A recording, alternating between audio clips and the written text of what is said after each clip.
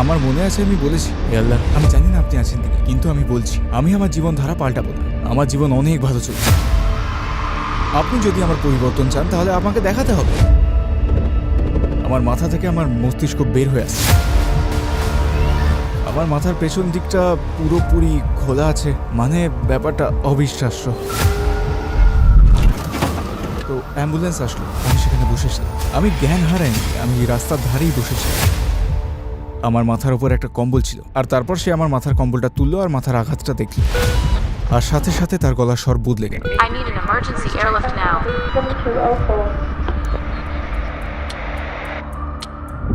আসসালামু আলাইকুম ভাই রহিম, আমাদের আমন্ত্রণ গ্রহণের জন্য ধন্যবাদ। রহিম জানকে দিয়ে শুরু করা যাক এবং আপনার জীবনের ব্যাপারে সংক্ষিপ্তভাবে আমাদের বলবেন। আমার জন্ম লন্ডনে। আমি একটা মিশ্র পরিবেশ থেকে এসেছি। আমি অনেক অনেক ধরনের কাজ, অনেক চাকরি, অনেক ধরনের ইন্ডাস্ট্রিতে কাজ করেছি। আলহামদুলিল্লাহ, আল্লাহ আমাকে এদিক ওদিক নানান দিকে পাঠিয়েছেন, আর ইনশাল্লাহ আমি আশা করি এটার অনেক কিছু আজকের আলোচনার মাধ্যমে উঠে আসবে ইনশাল্লাহ।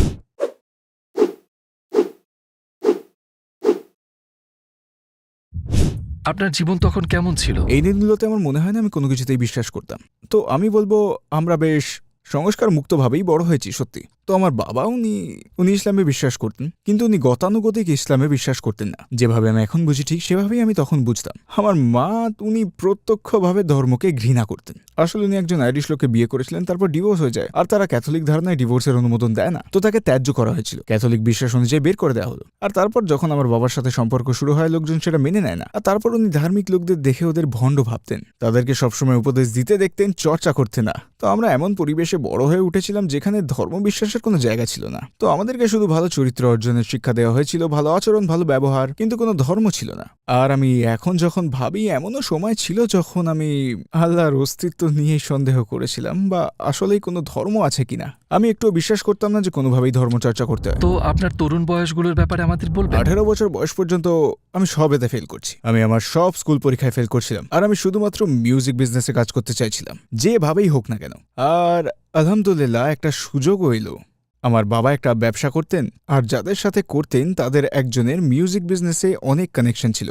আমি তার সাথে কথা বললাম এবং বললাম, প্লিজ, আমি বললাম শুধু আমাকে কোনোভাবে ঢুকিয়ে দিন, শুধু দরজাটা দেখিয়ে দিন, বাকিটা আমি দেখে নেবো, শুধু ঢুকিয়ে দিন। তারপর কারোর সাথে কথা বলে সে ম্যানেজ করলো, আর আমি একটা মিউজিক প্রমোশন কোম্পানিতে কাজ শুরু করলাম। আমি খুব খুশি ছিলাম, মনে হচ্ছিল আমি পুরো পৃথিবী পেয়ে গেছি। আর তাও আমাকে আমার পরের চাকরিতে নিয়ে গেছিল, যেটা একটা চমৎকার কাজ ছিল। আমি যে কোম্পানিতে কাজ করছিলাম, আমরা স্টিভি ওয়ান্ডারের প্রমোশন করার চুক্তি পেয়েছিলাম। আর প্রধান যে ব্যক্তি, প্রজেক্ট ম্যানেজার যিনি তা চালাচ্ছিলেন, আমাকে ফোন করলেন আর বললেন, তুমি কি তোমার এখনকার চাকরি ছেড়ে আমার সাথে কাজ করতে চাও? আর আমি বললাম, কাজটা কি তার উপর নির্ভর করে? আর সে বলল, আমরা যুক্তরাজ্যে মোটাউন রেকর্ড চালু করব। এটা স্বপ্ন সত্যি হওয়ার চেয়েও অসাধারণ ছিল।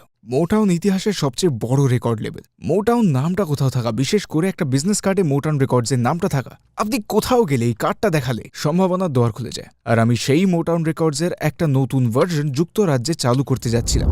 কোন নির্দিষ্ট মুহূর্তটি আপনাকে ইসলামের কাছে নিয়ে এসেছিল? আমার মনে হয় একটা বিশেষ মুহূর্ত ছিল, তখন আমি একটা পার্টিতে ছিলাম, বুঝলে, গান বাজনা, লোকজন সবাই ছিল, আর বেশ বড় পার্টি ছিল। আর আমার চাচা, উনি সম্প্রতি ধার্মিক হয়েছিলেন, আর তখন রমাদান চলছিল, আর আমি জানতামও না সেটা। আর উনি আসলেন, পার্টির দরজায় কড়া নাড়লেন। উনি জানতেন আমি আছি। তারপর উনি আমাকে ডাকলেন আর বললেন, আমি চাই তুমি মসজিদে আসো। আমি বললাম, আমি আমার বন্ধুদের সাথে আছি। বললাম, প্লিজ চাচা, আর একদিন যাবো, আজকে না। আর উনি বললেন, না আজ। আর আবার আমি বললাম, আমি যেতে পারবো না। আর উনি বললেন, আমি তর্ক করতে আসিনি, আমি বলছি। আর আমি জানতাম না তখন লাইলাতুল কদর ছিল। আর উনি আমাকে এলাকার মসজিদে নিয়ে গেলেন। আর এটা তখন যখন আমি মোটাউন রেকর্ডসে ছিলাম। আর সেই সময়টা আমার জীবন আশাতীত রকমের ভালো ছিল বলে আমি মনে করতাম। আর আমার মনে আছে কুনুতের দোয়াটা, আর আমি যোগ দিইনি তাতে। আমি মসজিদের পেছনে বসেছিলাম, তারপর শক্তিটা উপভোগ করলাম। আমিন আমিন আমিন। আমার মনে আছে আমি সেখানে বসে বললাম, দেখুন আল্লাহ, আপনি আসেন কি নেই জানি না, কিন্তু আমি বলছি আমি এই জীবনধারা ছাড়ব না। বললাম, না, সবকিছু অনেক ভালো চলছে। বললাম, আপনি যদি আমার জন্য এটা চান তাহলে আপনাকে কিছু করতে হবে, আপনাকে কিছু দেখাতে হবে। ঠিক তখন থেকে সবকিছু নিচে নামতে শুরু করলো, তারপর নামতেই থাকলো আর নামতেই থাকলো, যে পর্যন্ত না আমি সত্যি ভয় পেলাম যে আমি পাগল হয়ে যাচ্ছি। আমি ঠিকঠাক মতো চলতেও পারছিলাম না, আমি কাজ করতে পারছিলাম না, কিছুই করতে পারছিলাম না। আমার সম্পর্ক নষ্ট হয়ে যাচ্ছিল, সব কিছু খারাপ হয়ে গেল, আর আমার কাজও গেল, সব খারাপ হচ্ছিল। আর সত্যি তখন আমি একটা বেঞ্চে পড়ে গেলাম, যা আমাকে একটা ব্রেকডাউনের দিকে ঠেলে দিল। আমি হারিয়ে গেছিলাম। আর মনে আছে একদিন আমার এক কাজিন, সে আমাকে নিয়ে আবার একই জিনিস করলো। সে আমার সেই চাচার ছেলে যে আমাকে মসজিদ নিয়ে গেছিল, সে আমাকে একজনের সাথে দেখা করাতে নিয়ে গেল, একটা ইমামের সাথে। আর আমার মনে আছে সেই ইমামটি আমাকে বারবার একই কথা বলছিলেন। উনি বলতে লাগলেন, কোনো নির্দেশনা ছাড়াই ভ্রমণ করছো তুমি। আর আমি অনুভব করলাম যে আমি চলছি, কিন্তু আমি জানি না আমি কোথায় যাচ্ছি। আমি জানতাম না জীবনের উদ্দেশ্য কি, আমি জানতাম না কোন জিনিসটা গুরুত্বপূর্ণ। মনে পড়ে একদিন ডিউটিরত অবস্থায় আমি ঘুমিয়ে গিয়েছিলাম। আমি চেয়ারেই ঘুমিয়ে গেছিলাম। মনে পড়ে ঘুম থেকে ওঠার পর, আরে ভাই, কি যে অনুভব করেছিলাম বলে বোঝাতে পারবো না। মনে হচ্ছিল যে আমি মহাজগতের মাঝে ভাসছি, শুধুই মহাশূন্যে। আমি জানতাম না আমি কে, আমি জানতাম না আমি কোথায় যাচ্ছি, আমি জানতাম না কি হচ্ছে। আমি শুধু সংকট অনুভব করছিলাম, শুধুই সংকট। ইসলামের কোন জিনিসগুলো আপনাকে খুব বেশি অভিভূত করেছিল? দুটো জিনিস শুরুতে আমাকে অভিভূত করেছে। প্রথমটি হলো যখন আমি সেসব মানুষদের দেখলাম যারা আমার চেনা পরিচিত। অনেকে ছিল আমার পরিবারের সদস্য যারা ইবাদত করতো না, কেউই করতো না। আমরা তেমন বড় পরিবারে বড় হইনি, কেউ না। কিন্তু আমি যখন তাদের দেখতাম যারা পাল্টাতে পেরেছে, তাদের মধ্যে একটা প্রশান্তি দেখতে পেতাম। এমন এক প্রশান্তি ছিল তাদের মধ্যে যেটা আর কারো মধ্যে ছিল না। সেটা আমাকে প্রভাবিত করেছিল। আর আমার ভাইও, যখনই তাকে দেখতাম, তার উপর সে বিবাহিত, সন্তান আছে, তেমন টাকা পয়সা নেই, তারপরও সে আমার চেয়ে সুখী ছিল। আর আমি মিউজিক বিজনেসে কাজ করছি যেখানে প্রচুর টাকা আর সেলিব্রিটি, তাও আমার চেয়ে সুখী। আর দ্বিতীয়ত, যখন সে আমার সাথে কথা বলতো, তখন বলতাম, হ্যাঁ কিন্তু এই ব্যাপারটা কি, এটার কোনো মানে হয় না। আল্লাহ কিভাবে এটা করবেন, আর আল্লাহ কেন এটা করলো, আর একজন নবী কেন? আমি তাকে জিজ্ঞেস করতাম, কারণ আমি বিশ্বাস করতে চাইনি। আর তার উত্তরে সবসময়ও বলতো, আল্লাহ কোরআনে এর সম্পর্কে বলেছেন, হযরত মুহাম্মদ সাল্লাল্লাহু আলাইহি ওয়াসাল্লাম বলেছেন। সে কখনোই তার বুদ্ধি, তার যুক্তি ব্যবহার করে তর্ক করতো না। সব সময়, প্রত্যেকবার, তাও তার উত্তর সব সময় সঠিক হতো। আর আমি ভাবি সব সময় তার কাছে ঠিক উত্তর কিভাবে থাকে। আর আমি ভাবতাম ব্যাপারটা অসাধারণ। অর্থাৎ সে নিজে থেকে তর্ক করছে না, সে শুধু কুরআন আর সুন্নাহ থেকে আমাকে বলছে। কোন ঘটনাগুলো আপনার মধ্যে পরিবর্তন এনেছিল? আমার সেই মুহূর্তটা মনে আছে যখন সব বদলে গেল। আমি আপনাকে তারিখটা বলতে পারি, 1993 সালের 5ই অক্টোবর। আমি একটা বারে ছিলাম কিছু বন্ধুদের সাথে, আর মনে হচ্ছিল একটা প্যানিক অ্যাটাক আসছে। আর এরম অভিজ্ঞতা আগে কখনো আমার হয়নি। আমি সেখান থেকে দৌড়ে চলে যেতে চাইছিলাম। আর তারপর ভাবলাম, কোথায় যাব?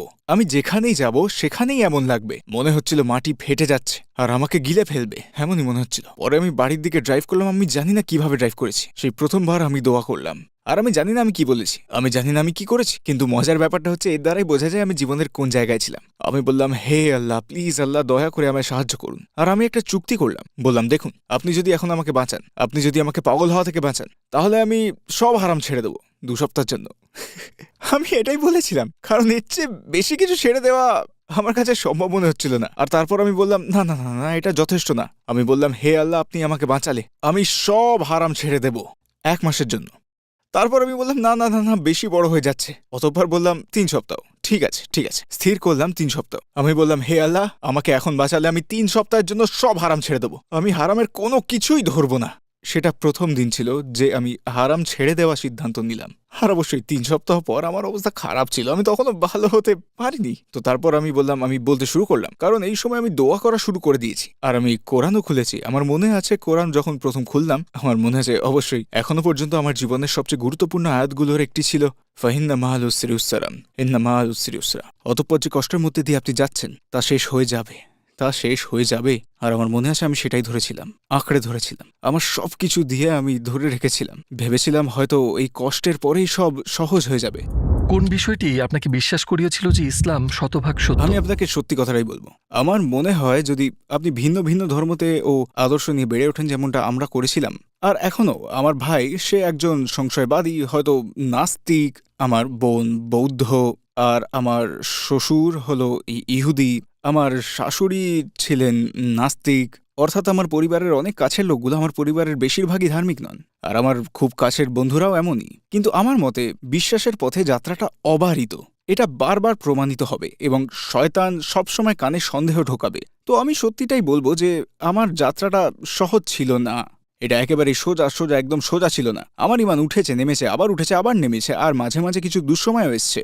তখন আমি চিন্তিত ছিলাম যে আমি ইসলামের সঠিক পথটা অনুসরণ করছি তো, বা এত ধার্মিক হওয়ার কি কোনো দরকার আছে, বা হয়তো ছোট পাপগুলো তেমন খারাপ নয়, হয়তো বা সবসময় আমাদের কোরআনের কথাটা ভাবতে হবেই। পবিত্র কোরআন কিভাবে এই গ্রন্থটা আসলো, কিভাবে এই চমৎকার জিনিসটা আমরা হাতে ধরতে পারছি, এটা কিভাবে সম্ভব যে হযরত মুহাম্মদ সাল্লাল্লাহু আলাইহি ওয়াসাল্লাম, মানে তিনি লিখতে পারতেন না, পড়তে পারতেন না, তার কোনো শিক্ষা ছিল না, এটা কিভাবে সম্ভব যে তিনি এমন সব জিনিস তিনি পূর্বেই অনুমান করেছিলেন যা এত বছর পর বছর ধরে সত্যি প্রমাণিত হচ্ছে? এটা কিভাবে সম্ভব? তাই প্রত্যেকবার যে জিনিসটা আমাকে ফিরিয়ে আনে সেটা হলো আল কোরআন, এতে কোনো সন্দেহ নেই। আর যতই আমরা কোরআনকে জানি ততই আমরা বিজ্ঞান, গণিত আর কম্পিউটারের বিষয়ে আরও জানতে পেরে যাই। আমরা যতই এটা বিশ্লেষণ করব ততই চমৎকার, ততই অলৌকিক বিষয়গুলো কোরআন থেকে বেরোয়। তো যতবারই শয়তান আসে এই আয়াতটি আমি বলে থাকি, আউযু বিল্লাহি মিনাশ শাইতানির রাজিম। শেষ কোন জিনিসগুলো ছেড়ে দিতে হয়েছিল যখন আপনি পরিপূর্ণ একজন মুসলিম হলেন? সত্যি বলতে আমি যে সম্পর্কটায় জড়িত ছিলাম ঠিক সেই সময় তা ভেঙে ফেলার সিদ্ধান্ত নিলাম আর বাড়ি ফিরে বাবা মার সাথে থাকবো ভাবলাম। এটাই সেই মুহূর্ত ছিল, কারণ ততদিনে আমি সলাত আদায় করা শুরু করেছি, আমি রোজা রাখছিলাম, বেশিরভাগ হারাম ছেড়ে দিয়েছিলাম, কিন্তু তখনও সম্পর্কে ছিলাম। আর আমার মনে আছে আমি বলেছি যে আমি পারবো না, আমি উঠে ফজর পড়ে আমি আবার বিছানায় যেতে পারবো না, মানে আমি একেবারেই পারবো না। মানে আমার মাথায় বড় নিয়ন সাইনবোর্ডগুলোর মতো জ্বলজ্বল করে আমায় বলছিল, তুমি এটা করতে পারো না, তুমি ওটা করতে পারো না, এটাও করতে পারো না। কিন্তু তখনও সেটা করছি, তবে আমার মাথায় এটাই চলছে। ওটা খুব স্পষ্ট ইঙ্গিত দিচ্ছিল আর আমি না দেখার চেষ্টা করছিলাম, কিন্তু ব্যাপারটা খুব স্পষ্ট ছিল। তারপর আমি 100% নিশ্চিত হয়ে ইসলামের মাঝে আমি আমার পথ খুঁজতে থাকি। আর কোনো হারাম ছিল না, ওগুলো আমি ছেড়ে দিয়েছি। আর এটাই আমার জন্য একটা পথ নির্দেশক মুহূর্ত ছিল। আপনার পরিবার আর কাছের মানুষদের প্রতিক্রিয়া কেমন ছিল এই এত কিছু নিয়ে? আমার বাবা খুব চিন্তিত ছিলেন। উনি ইসলাম নিয়ে চিন্তিত নন, কিন্তু উনি চিন্তিত যে আমি গোঁড়া হয়ে যাচ্ছি। আমার মায়ের কাছে এটা অনেক বড় একটা ব্যাপার ছিল, অনেক বড় ব্যাপার, আর এটা আমাদের সম্পর্ককে অনেক প্রভাবিত করে। আমার মায়ের মন ভেঙে গিয়েছিল, আর সেটা হয়েছিল তার ধার্মিক মানুষদের সাথে থাকার কারণে। তারা মুসলিম, খ্রিস্টান বা যেই ধর্মের হোক না কেন, উনি ভেঙে পড়েছিলেন। উনি প্রায় যখন মুসলিমদের সাথে দেখা করতেন তারা খুব খারাপ ব্যবহার করত, আর ওনার খুব মন খারাপ হয়ে যেত। উনি আমার উপর চেঁচামেচি করতেন, উনি বলতেন আমি পাগল হয়ে যাচ্ছি, আর আমি জীবনের একটা দুর্বল মুহূর্তে আছি, আর লোকজন আমার থেকে সুবিধা ভোগ করছে। উনি আমাকে সলাত আদায় করতে দেখলেও সব সময় মন খারাপ করতেন, এমনকি আমাকে কারোর প্রতি আসসালামু আলাইকুম বলতে শুনলেও বলতেন যে তুমি পাগল হয়ে গেছো। তিনি দীর্ঘ সময় পর্যন্ত মন খারাপ করেছিলেন। তো আপনার মায়ের সাথে আপনার সম্পর্ক কেমন হয়েছিল? উনি কি ওনার মতামত বদলে সময়ের সাথে সাথে ইসলামের কাছে আসতে পেরেছিলেন? এটা আমার জীবনের বড় ধরনের একটা অলৌকিক ঘটনা। চিরকাল আমার মায়ের হৃদয়ে কিছু একটা ছিল যেটা ধর্ম, বিশ্বাস, এমনকি ধার্মিক লোকজনের বিরুদ্ধে, আর সেটা আসলে বদলায়নি। 15 বছর পরেও না, আমি যখন নামাজ পড়তাম আর উনি সেখানে হেঁটে যাওয়ার সময় এমনটা করতেন। কিন্তু উনি অসুস্থ হয়ে পড়েন, সেটা ক্যান্সার ছিল, তার ক্যান্সার হয়েছিল। আর এটা একটা কাকতালীয় ঘটনা ছিল, সত্যি কাকতালীয় ঘটনা। আমি হাসপাতালে তার সাথে দেখা করতে গেলাম, আর তখন শুধু উনি আর আমি ছিলাম। তারপর ডাক্তার দুঃসংবাদ নিয়ে আসলেন। উনি আসলেন, মায়ের হাত ধরলেন আর বললেন একটা খারাপ খবর আছে। ঠিক এইভাবে। আর মা ওনার দিকে তাকে জিজ্ঞেস করলেন কতদিন, আর উনি বললেন এটা ঠিক বলতে পারছি না। আমি সেখানে বসেছিলাম, আসলে আমরা মাস নয় সপ্তাহের কথা বলছি। এটা খুব বেদনাদায়ক ছিল। আমি আমার মাকে বলতে পারছি না আল্লাহ তোমায় ক্ষমা করবেন, আমি আমার মাকে বলতে পারছি না পরের জীবনটা আলহামদুলিল্লাহ, আমি মাকে বলতে পারছি না আল্লাহ তোমাকে সবরের প্রতিদান দেবে। আমি কিছুই বলতে পারছি না, কারণ উনি বিশ্বাসই করেন না। কি বলবো আমি বললাম আমাদের সংস্কৃতিতে একটা প্রথা আছে যেখানে আমরা বিশ্বাস করি যে আমরা সবাই পথিক। আমি বললাম এই জীবনে আমরা একটা গাছের নিচে বসছি আর একটু আরাম করছি, আর এক সময় আমরা সবাই উঠে পড়ব আর আবার যাত্রা শুরু করব আমাদের পরবর্তী গন্তব্যে। উনি আমার দিকে তাকালেন আর বললেন কথাটা ভালো বলেছ। আর এই কথাটা তাকে ছুঁয়ে গেল তার মনের মধ্যে। তারপর পরের ঘটনাটা ঘটলো, মাশাআল্লাহ। আমার কাজিন যার সাথে আমার ঘনিষ্ঠ সম্পর্ক আছে, সে একটা ইমেল পাঠালো, কারণ উনি তার কাছে মায়ের মতো ছিলেন। আর আপনি ইমেলের নিচে ছোট্ট একটা ট্যাগলাইন দিতে পারেন। সে তখন একটা উক্তি পাঠালো একজন কবি ও লেখক, নোবেল বিজয়ী লেখক জর্জ বার্নার্ড শয়ের। আর আমার মা জর্জ বার্নার্ড শকে খুব পছন্দ করতেন, উনি সবসময় তার উক্তি বলতে থাকতেন। মেইলের শেষে জর্জ বার্নার্ড শ হযরত মুহাম্মদ সাল্লাল্লাহু আলাইহি ওয়াসাল্লামের ব্যাপারে লিখেছিলেন। তিনি বলেছিলেন কোনো ব্যক্তি যদি পৃথিবীর সকল সমস্যা দূর করতে পারে, তিনি মানবতার রক্ষক মুহাম্মদ ছাড়া আর কেউ নন।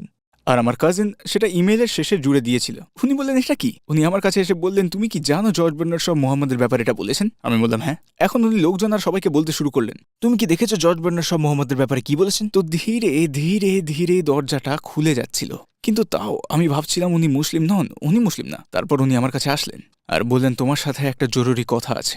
উনি বললেন দেখো, আমি তোমার ভাই আর বোনকে বলেছি যখন আমি মারা যাব আমি চাই আমাকে দাহ করা হোক, এটাই আমার ইচ্ছা। আর বললেন আমি জানি তোমার শুনতে কষ্ট হবে। আমি বললাম কোনো সমস্যা নেই, তোমার যা ইচ্ছা। বললাম কিন্তু দাঁড়াও, বললাম একটু যুক্তি দিয়ে ভেবে দেখেছো যে কি হতে পারে? বললেন কি বলছো? বললেন দেখো, আমি বললাম যদি তুমি আমাদের বাড়িতে মারা যাও, যা আশা করছি এখানে শেষ নিঃশ্বাস ত্যাগ করো। আমি বললাম কয়েকজন অচেনা লোক এসে তোমাকে নিয়ে যাবে। বললেন কারা এরা? বললাম এরা ভাড়া করা মৃতদেহ সৎকার করার লোক, তারা এসে তোমাকে নিয়ে যাবে, তারপর তোমার কাপড় খুলে নেবে। আমি বললাম তারপর তারা তোমার শরীরে কেমিক্যাল পাম্প করবে শরীর সংরক্ষণের জন্য। বললাম তারপর তারা তোমার চেহারায় মেকআপ করবে, তারপর তোমার চুল বেঁধে দেবে, তারপর তোমাকে জামা পরিয়ে দেবে। উনি বললেন কারা কারা এসব লোক? আমি বললাম এই পুরো জিনিসটা স্বাভাবিকভাবে 2 সপ্তাহ লাগতে পারে। উনি আমাকে বললেন এর বিকল্প কোনো উপায়? আমি বললাম তোমার ছেলেরা তোমাকে নিয়ে যাবে, আর কেউ তোমাকে দেখবে না, আর সারাক্ষণই তোমার মর্যাদা বজায় থাকবে। আমি বললাম তারপর তোমাকে এই লোকাল সেন্টারে নিয়ে যাওয়া হবে। আমি বললাম তোমার মেয়েরা তোমাকে ধুয়ে দেবে, আর বললাম তোমাকে একটা সাদা কাপড়ে মুড়ে দেওয়া হবে, আর বললাম তোমাকে 1 দিনের মধ্যেই মাটির নিচে দাফন করে দেওয়া হবে। উনি বললেন তাহলে আমি এটাই চাই, তাহলে আমি এটাই চাই। আর আলহামদুলিল্লাহ তিনি আমার ভাই বোনকে ফোন করলেন, আর তারা বিশ্বাস করতে পারছিল না, কারণ তারা জানে তিনি ইসলাম পছন্দ করেন না, তিনি ধর্মই পছন্দ করেন না। এবার আমার একটা সমস্যা হয়ে গেল, তিনি মুসলিম নন, তো এখন আমার এইটা সমস্যা, বুঝলে? আর এবার আমি ভাবলাম এবার আমি কি করব, আর এইসব আমার মাথায় ঘুরপাক খাচ্ছে, মানে এবার আমি কি করব? আমার মা মুসলিম না, কিন্তু উনি মুসলিম সৎকার চান। আমি ইমামের কাছে গিয়ে বলতে পারবো না আমার মায়ের জানাজা পড়ান, উনি মুসলিম নন। এবার কি করব? তো আমি যতবারই সুযোগ পেতাম, আর কঠিন ছিল কারণ অনেক লোক দেখা করতে আসছিল। আমি চাইতাম সবাই চলে যাক, কারণ আমি এখান থেকে ওখান থেকে কয়েক মিনিট শুধু তার সাথে একটা কথা বলতে পারি। আর আমি আমার প্রথম সুযোগ পেলাম, যেহেতু তিনি নার্স ছিলেন, মেডিসিন ওনার পছন্দের বিষয় ছিল, উনি মানবদেহ নিয়ে ভীষণ আগ্রহ পোষণ করতেন। তো একদিন আমি তাকে বললাম, জানো শরীর যেভাবে কাজ করে এই বিষয়টা কত চমৎকার। আমি বললাম তোমার মনে হয় এটা সম্ভব যে এটাকে তৈরি করা হয়েছে আর এটা এমনি এমনি হয়ে যায়নি?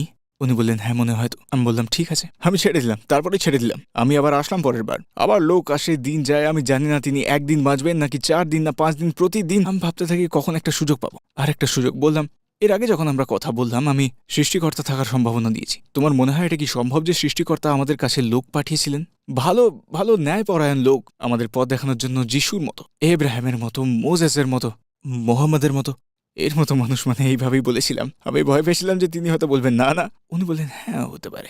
এবার আমার মনে এইটুকু যথেষ্ট, কারণ আমি ভয় পাচ্ছিলাম যে যদি আমি তাকে বলি যে শাহাদাত পড়ুন, উনি বলবেন কি আমি এটা বলবো না, তো আমি আটকে যাব। আমার জন্য আপাতত এইটুকুই যথেষ্ট। আলহামদুলিল্লাহ আমি ইমামকে বলবো তিনি আল্লাহকে বিশ্বাস করেন, আর মোহাম্মদকে আলহামদুলিল্লাহ বাস এবার তাকে দাহন করুন। তো আমি নিচে আসলাম আর আমার স্ত্রী আর ছেলেকে বললাম আলহামদুলিল্লাহ উনি বলেছেন উনি প্রফেট আর আল্লাহকে বিশ্বাস করেন, ব্যাস এতটুকুই যথেষ্ট। আমার ছেলে বলল না বাবা এটা যথেষ্ট না। আমি বললাম না, বলো আমি কি কথা বলছি? আমি বললাম না না, কারণ তিনি না বললে আমরা আটকে যাব। সে উপরে চলে গেল, আমার মনে হচ্ছিল সে 5 ঘন্টা ধরে উপরেই ছিল। আমি শুধু বাঁদিক ডানদিক পায়চারি করে যাচ্ছিলাম, আর তারপর সে আসলো, আমি জানি না কতক্ষণে। বললাম কি হলো? সে বলল কোনো সমস্যা নেই, উনি শাহাদাত পড়েছেন। আল্লাহু আকবার, আল্লাহু আকবার। উনি শাহাদাত পড়লেন মাশাআল্লাহ, তাও আরবিতে। আলহামদুলিল্লাহ আমার জীবনের সবচেয়ে বড় অলৌকিক বিষয়টা। আর ওনাকে আলহামদুলিল্লাহ মুসলিম কবরস্থানেই দফন করা হয়েছে আলহামদুলিল্লাহ। আসসালামু আলাইকুম প্রিয় ভাই ও বোনেরা, আমরা দেখেছি যে আমাদের দর্শকদের 80% মানুষজন আমাদের চ্যানেলে সাবস্ক্রাইব করেননি। আপনারা যেমনটি জানেন আমরা একটি অলাভজনক প্রতিষ্ঠান, আর আমরা আমাদের কোনো ভিডিওতে বিজ্ঞাপন চালাই না। আমাদের লক্ষ্যই হলো শুধু সত্যকে প্রচার করা। কাজটা ছোট হতে পারে, কিন্তু ইনশাআল্লাহ অনেকের জন্য এটি পথ চলার সহায়ক হবে। এখন সাবস্ক্রাইব বাটনে ক্লিক করুন এবং একসাথে পথ চলি অনন্তকালের দিকে।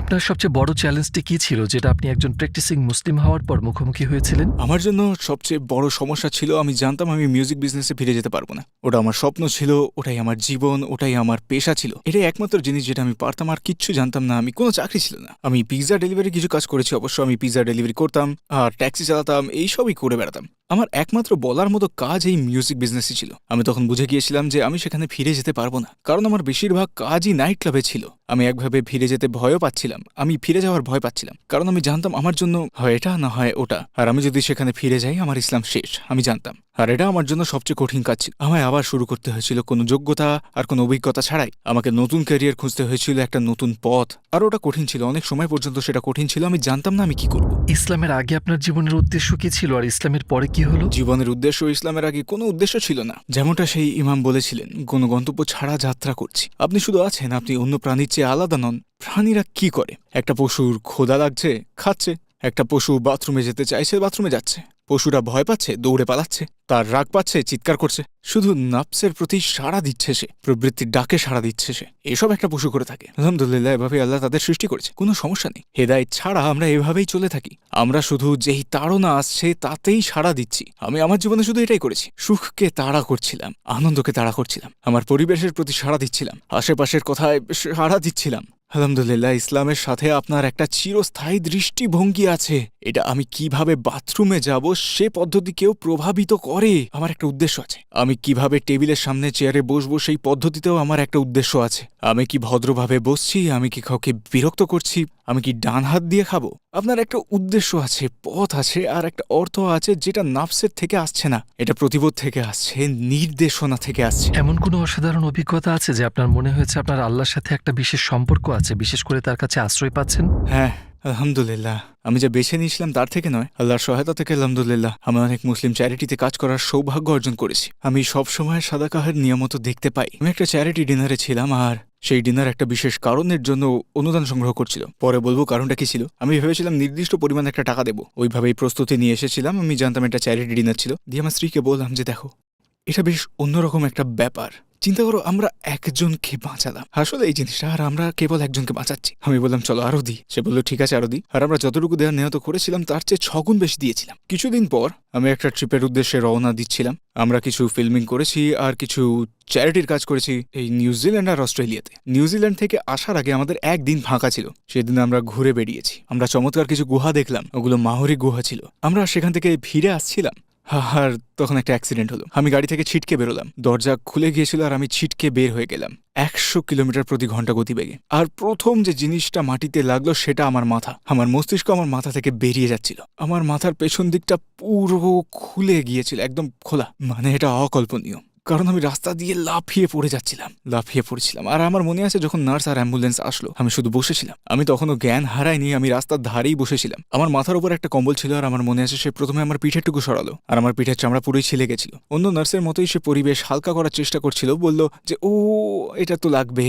আর তারপর সে আমার মাথার কম্বলটা তুললো আর আমার মাথার আঘাতটা দেখলো, আর সাথে সাথে তার গলার স্বর বদলে গেল। সে বলল আমার জরুরি এয়ারলিফট লাগবে, আমাদের হেলিকপ্টার এয়ারলিফট লাগবে এক্ষুনি। রাস্তার পাশে মাথায় একজন গুরুতর আঘাত পেয়েছে, আমার এয়ারলিফট লাগবে। আর তারা হেলিকপ্টার পাঠালো আর আমাকে হেলিকপ্টারে নিয়ে যাওয়া হলো। দুর্ঘটনার মুহূর্ত থেকেই আল্লাহ জানেন যে আমি ঠিক ছিলাম, আমার হৃদয় ঠিক ছিল। যেই ডাক্তারের সাথে আমি দেখা করেছি সবাই একই কথা বলল। তারা বলল তুমি খুব অলৌকিকভাবে বেঁচে গেছো। যখন আমি হাসপাতালে ছিলাম তখন তারা ব্রেন ড্যামেজ হয়েছে কিনা দেখছিল, কিচ্ছু ছিল না, কোনো ধরনের ব্রেন ড্যামেজ ছিলই না। আর আমি মনে মনে 100% জানতাম যে কেন এই অবিশ্বাস্য জিনিসটা হয়েছিল। কারণ সেই চ্যারিটি ডিনারটা আমি নিউজিল্যান্ড আর অস্ট্রেলিয়ায় আসার ঠিক কয়েকদিন আগেই হয়েছিল, গাজাবাসীদের অর্থ সহায়তার জন্য। তখন ছিল 2014 সাল, আর আপনার নিশ্চয়ই মনে আছে 2014 গাজার হামলা। আর এই অনুদান করা হচ্ছিল ব্রেন প্রেশার সেন্সারের জন্য, গাজাবাসীদের ব্রেন ড্যামেজ থেকে রক্ষা করার জন্য। যখন তাদের ব্রেন ইনজুরি হতো, সেই অনুদান এটার জন্যই ছিল, সেটা তাদের রক্ষা করার জন্য। আর আমি আমার স্ত্রীকে বলেছিলাম চিন্তা করো আমরা যদি একজনকে ব্রেন ড্যামেজ থেকে বাঁচাই। আলহামদুলিল্লাহ,